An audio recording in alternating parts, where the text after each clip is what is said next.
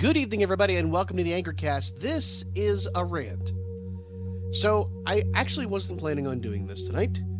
I wasn't planning on doing any recording except just editing all the backlog of stuff I have.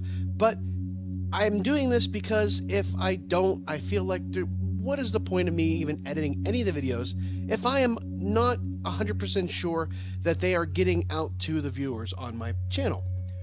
What I am talking about, and what has been going on for a few days now, you've probably seen it maybe on some other sites, other YouTube channels that you may follow, that there is a sort of I don't know how to describe it, a ghost in, a glitch in the system. And that glitch is that, well, maybe it's not even a glitch. I don't even know how to classify it. So again, I'm off script. I don't have anything really planned and prepared. I'm going to do a couple of things here prepared that I already talked about before, in my head. So I had other things going. But otherwise, this is boom. I'm without a net here. This is not a glitch, I guess, but a way for YouTube to control the view of content that may or may not be suitable for audiences in certain modes of viewing, I guess. I don't know how to word that anyway. Let me just cut to the quick here. A while ago, there was a thing where, there was a problem with YouTubers having their content struck from being monetized because the ads that would show before or anything that was advertised during the videos may not jive, or the advertisers may not be totally on board with the type of content they were being advertised before. Now, what that means is that you go to YouTube and you watch a video, and if you don't have ad block on, or any other way of blocking the ads that show up, which drive the content creators to earn money from YouTube, if you get a video that has an ad in front of it, it may be from an advertiser, from a company that may not fully subscribe to what the content of the video is about. So say, and to give you an example that I've actually heard today, say you go watch somebody like Boogie2988. He does a character called Francis who freaks out about stuff. If there's an ad for Walmart before the video of Francis, and then the video of Francis is him railing against and bashing Walmart as this character Francis, well, that wouldn't be good for Walmart's business. I mean, it almost looks, pie in the face or whatever, egg on the face, however you want to call it. So what they do is, they're like, hey, we don't like this. So a lot of YouTubers were getting their content hit with not being able to be monetized because of these grievances that the advertisers had. Now, hey, I understand that. This is a very big company. YouTube is a very huge company, and it takes a lot of manpower and money to run. Google and the Alphabet Corporation, whatever you want to call it, they bought this product, years ago from a couple of guys that built it in their garage, and they have turned it into this thing that is more than just us sharing funny videos of grandma at a birthday party or cats playing a piano, and I mean, now we're talking about, with what's happened in the world in the last year, we're talking about news and things or events around the world that are important, between, things like Brexit or, God forbid, the things that happened in London today with the attack outside of Parliament, our own presidential elections, stuff like that, the rallies, getting in there's reporting being done on YouTube, movies are being watched on YouTube. YouTube has grown into such a huge, big business that it takes more than, just a few handful of people to monitor it. So they've installed these bots or these mechanisms that can, these algorithms that go through and do that. And a great portion of the time, Google does a very good job of that. Waze, the algorithm for Waze and stuff like that. That's a really great thing for the maps. But hey, not everything works 100% of the time, every time. So they're still evolving that. However, we're talking about people's livelihoods. Now, we all sit there and we talk about how YouTube is, hey, it's a side gig, or but there are people that rely on this content being broadcast out to their users and to their subscribers, earning them money because this is their job. There are many YouTubers that have quit their job because they found a lucrative career in being a content creator. Hannah Hart, she was working, I think, she was like a translator for books to like different languages. And she made a funny video one day from her friend for, you know, a birthday card or Christmas card of her drunk in her kitchen making, you know, something, grilled cheese sandwiches. And it spawned a career. It spawned movies, it spawned a couple, you know, 2 or 3 books. She's become a symbol of good as far as, you know, meeting and greeting people across the country and across the world and helping feed people that, you know, getting that. She's been a voice for, and this is important, for the LGBT community, in that she is gay, and she has, you know, a lot of helpful videos to people who may be struggling with those decisions in their life, and those, you know, not those choices, you know, inherently, but struggling with being in, you know, having to deal with the stigma that may be attached to those things. So, granted, you know, she's providing a service, but, you know, hey, she deserves to put the time and the money, you know, the effort into to producing the content. She deserves to get the money. Boogie 298 or 2988, he deserves to get that, you know, as well. Philip DeFranco, you know, one of the early huge big YouTubers, PewDiePie, well, we'll say whatever, but I'm sorry, I'm joking. However, these people have put out there and you know, put that career out there, and now they're struggling to see that come to fruition because of a technical glitch. But that's just part of it. After that whole fiasco with the advertisers, now we are, you know, have this other thing, and now myself, I'm now being affected by it, and I am nobody. I am nothing. I am not even a blip on the radar of YouTube, you know, content creators. I have 340 some subscribers. I've not made a single dime yet off of YouTube, but I am this close. I am like at $96 in analytic, you know, looking, you know, metrics is showing that I have like $96. I'm this close to actually getting paid for the first time by YouTube, and I just realized that half of my videos aren't out there if you have restricted mode on. Now, what is restricted mode? Restricted mode makes it more family or kid friendly, you know, user friendly for people who don't want to see violent videos, language videos, you know, mature themes, that kind of thing. But however, whatever the trigger is for YouTube to decide that a video should be restricted to, you know, only have restricted mode off, it might be a little bit wonky. Who knows? I don't know what the algorithm is that you know, that picks up and says, hey, this needs to be shoved into this category over here. But here's the thing. I watched a couple of videos today. Like, I was like, oh crap, maybe I better go check my channel. And gosh darn it to heck anyways, if I'm not affected. I did it, and I'll put a screenshot in here, and you might be wondering why we're playing Proteus, why I'm wandering around the world of Proteus when talking about this video. But that's because I want to make sure that this video can be seen even in restricted mode. Because apparently that's what it is. I can understand videos like Grand Theft Auto 5. I can understand videos like Skyrim even, because there is violence in Skyrim, and then there's some, you know, some adult content there. I can understand 7 Days to Die. We're talking about zombies and we're talking about the apocalypse. Those are videos that I fully expect to be maybe pushed into another category for audiences that are not, you know, kid friendly. I don't restrict them myself because I don't feel that it's my job to say, I'm going to put a video out there and I can't let you see it because you're not old enough. Hey, you're a responsible person. It's individual accountability. Your parents or you should know better. That's the way I've looked at it. My own daughter, I mean, I don't police her YouTube stuff as well as I probably should because, you know, hey, you might just end up in the wrong place by accident. You never know. But the thing is that, you know, we have taken steps to make sure that, you know, she shouldn't see content she shouldn't see on the internet. But still, it's individual accountability. It's my decision to decide what she can and cannot see. It's not the content creator's decision. They're just doing their job. It's, you know, do you want to talk about libertarianism? Whatever you want to talk about, that's fine. It's just, that's individual accountability and responsibility. That's how I feel about those kind of things. However, when you go to my page, and if you want to do this as an experiment, and I'll put up a screenshot here in the middle of it, side by side, that I checked today.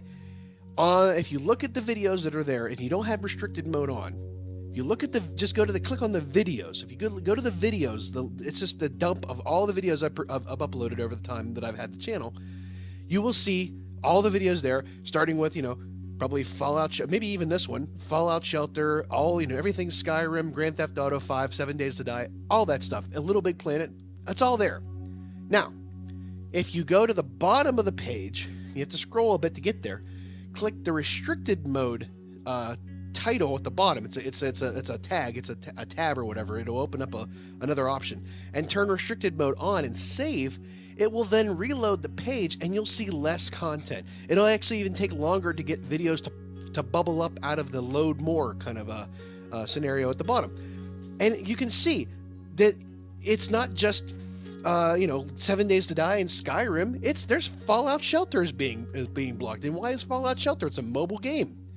Why is that? Now I can understand if I swear, if I say drop a huge amount of swear words in it, which I'm sometimes prone to do. I can understand that, but still, the content is not that bad that it should be restricted mode only.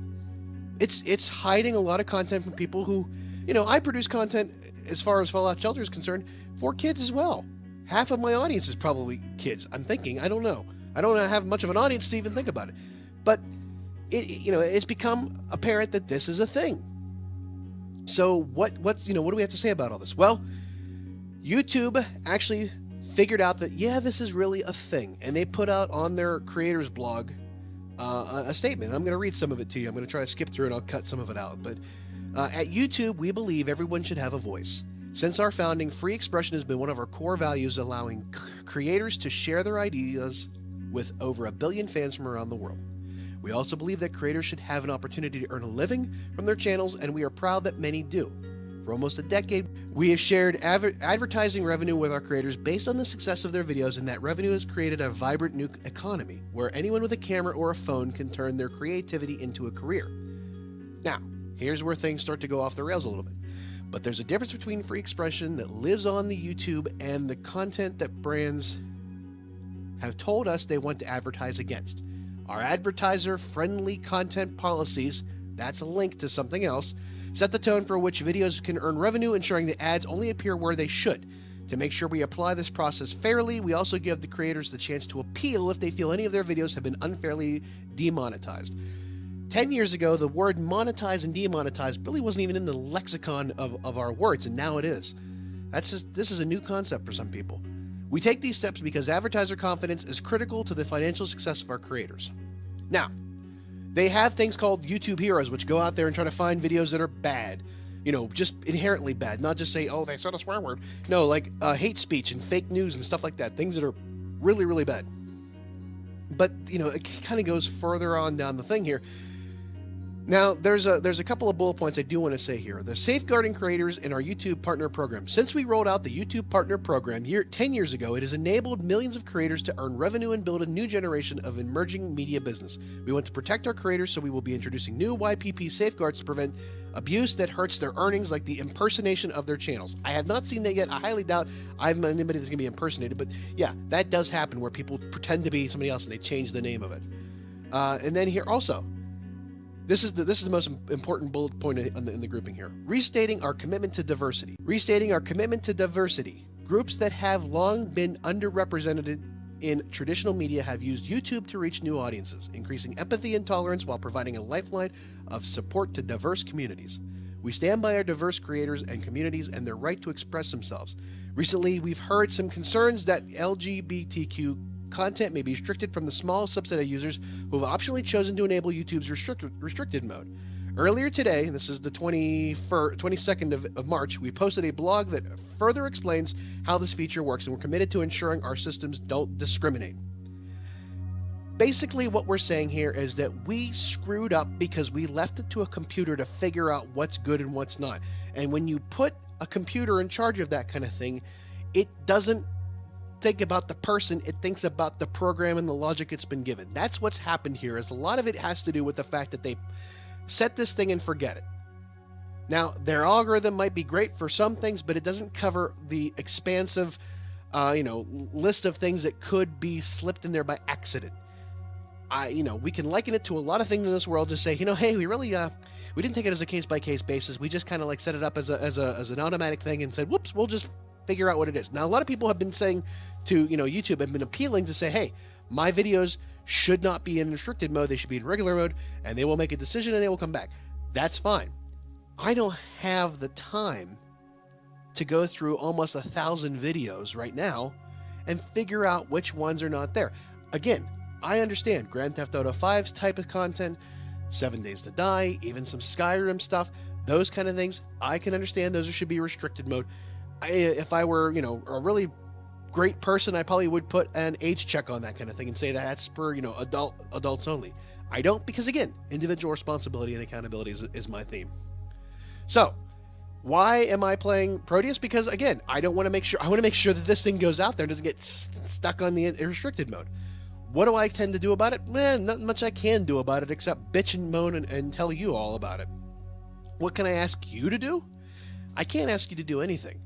It's not your place to say, hey, fight the man, Mongo, fight the man. No, but what you can do is subscribe to the channel if you haven't already. That makes sure that when I upload a video, you get a notification that I have put something out there. You get a little thing in the top of your screen, hey, that tells you when a new video's up. That's about as far as I can take it. We're moving into newer things here. From the first day that I produced a video to just a couple of months ago, we had things called annotations on videos where you could put a link to something else, or you could put a message. You could say, whoops, hello, or oh, that was funny, and slap it up on the video. After May, that feature is going away. It was never available on mobile devices, and I'm guessing, and I don't know the exact numbers, but I'm guessing that a majority of viewers will watch YouTube videos on a mobile device, a tablet, a phone, whatever you. So those types of interactions are not supported on mobile devices, so they've gone to cards. Cards are great, but you can only do so many cards, and you can't do them anywhere on the video. It's always in the corner. End cards, those are kind of neat too. That's how I used to do my end thing. Was I had a list of playlists that I would put up an annotation for each playlist, for any other videos that I would have, and you can go click on it. And that's the funny thing is if that was still available to me to do, that would solve a lot of the problems, because I could just put links to all of the playlists that may be hidden by the restricted mode. However, it was also a pain in the ass. So the end cards that we have now, where you can slap, at the end of the video, hey, come on, thanks for subscribing, blah, blah, watch the video, do this, go there, go to my Redbubble shop, that kind of thing. That's all now driven by these end cards, which are kind of nice. Now, if I was any other great YouTuber, or I had a good income to do this stuff, I would go get like a program that I could put videos into the end cards, and then you could see some of the content right then and there, like a lot of YouTubers do. But that's not the case. Now, again, the comparison I showed you of my channel that has half of the videos, you can see a lot of Little Big Planet, but you can't see anything else. Fallout Shelter. There's one video from today that was released for Fallout Shelter, and then the last one wasn't there. I mean, the number 91, the one I said, the Minimalist Nihilist, is not there. I don't know why. Maybe I swore on it. I don't know what their thinking is. They're working on it. They're trying to fix it, but still, it does not help those who rely heavily on YouTube views to drive their content to to getting advertising dollars and getting paid. Again, I have not been paid. I have never been paid by YouTube. I have yet to be paid by YouTube, and this is now making it even harder for me to get paid by YouTube. So that's pretty much it. But here's a secondary thought. Restricted mode, how it works and what we can do better. Over the last several months, this is a blog post from theirs from the March 20th. Over the last several months, and most definitely over the last few days, from LGBTQ and other communities, we've gotten lots of questions around what restricted mode is and how it works. We understand this has been confusing and upsetting, and many of you have raised concerns about restricted mode and your content being unfairly impacted. The bottom line is that this feature isn't working the way it should, so they're admitting it. They're admitting it doesn't work the way it should, and they said, we're sorry, mea culpa, we're going to go fix it. We introduced restricted mode back in 2010. Now, granted, this is 2010, but they finally found a way to leverage it in a sense, today, based off of what they've seen in the last few months on how to fix things. It's an optional feature to help institutions like schools, as well as people who wanted better control of the content they see on YouTube, meaning like libraries and stuff.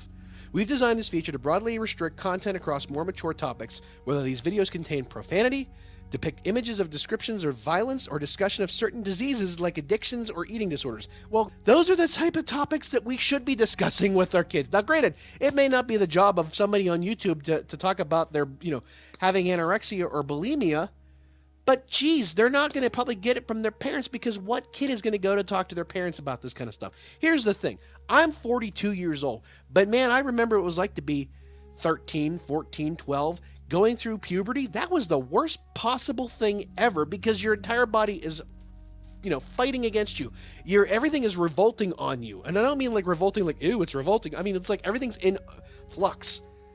And if you are someone that is having a tough time dealing with body image and peer pressure, and it can lead to an eating disorder, the last thing you want to do is talk to somebody about it that's not going to understand you, namely adults if you're young. And that's kind of what we're talking about here.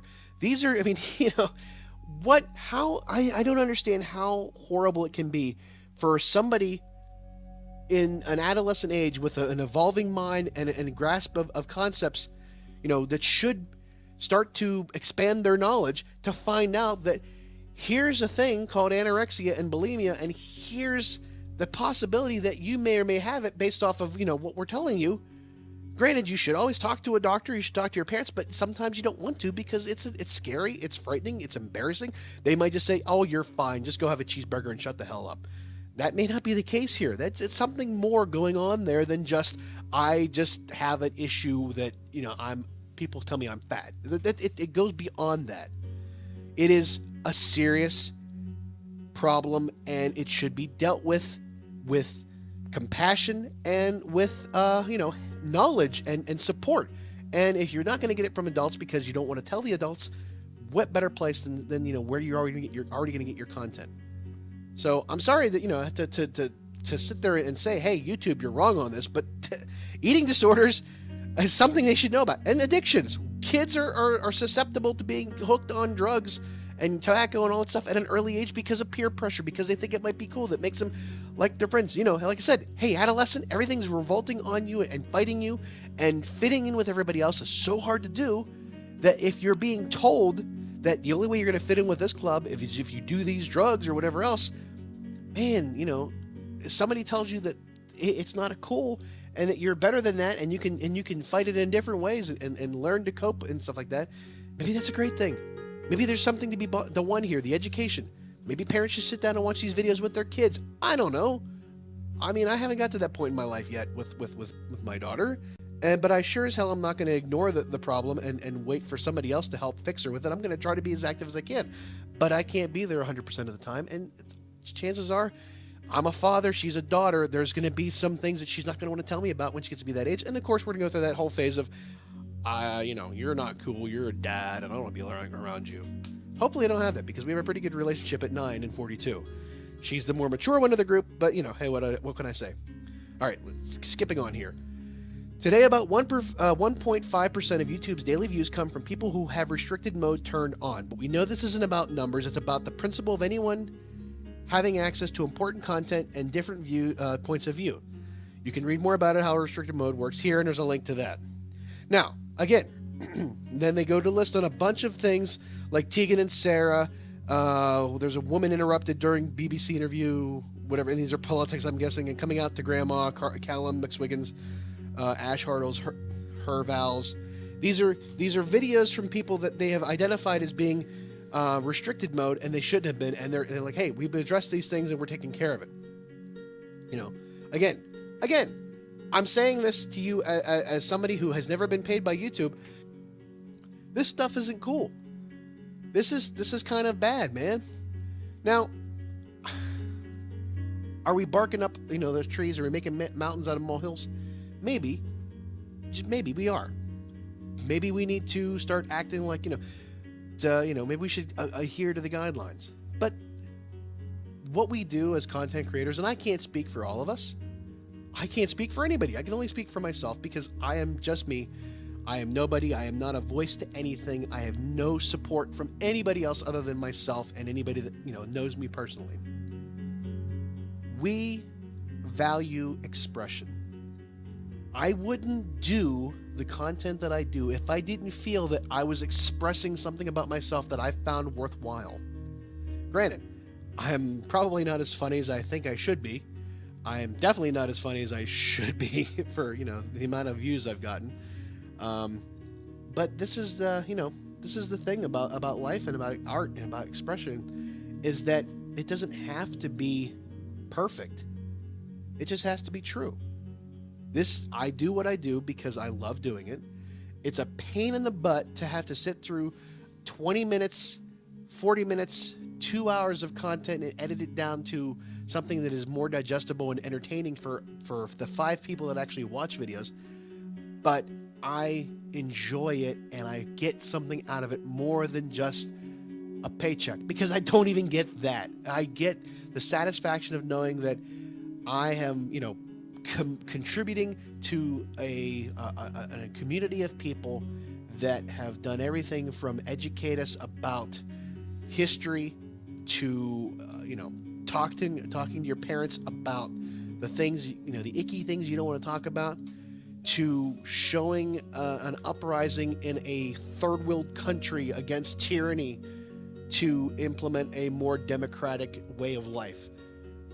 Across the swath in the vast landscape of this world, we are connected through this thing called the internet, and we are able to communicate to each other.